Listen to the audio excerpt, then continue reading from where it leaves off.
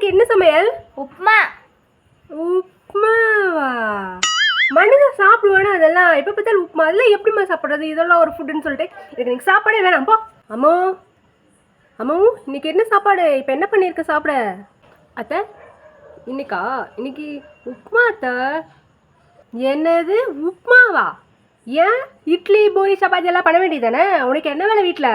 ஆ அத்தை, இட்லி தோசை அதெல்லாம் வந்து மாவு ரொம்ப புளிப்பாக இருக்குது, உடம்புக்கு ஒத்துக்காமல் போயிடும்.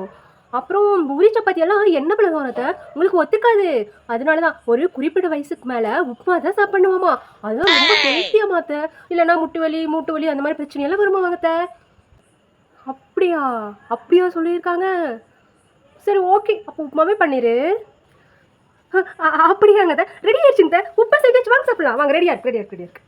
அப்பாடா, இன்னைக்கு எப்படியோ தப்பிச்சாச்சு. யார் போயிட்டு மாவு பசஞ்சு சப்பாத்தி பூரியெல்லாம் பண்ணுறது, இட்லி ஊற்றி அதுக்கு 2 வகையான சட்னி அதெல்லாம் செய்யறது. நமக்கு எது ஈஸியோ அதை பண்ணிட்டு போக வேண்டியதானே. இன்னைக்கு ஒரு வேலையை சமாளிச்சாச்சு.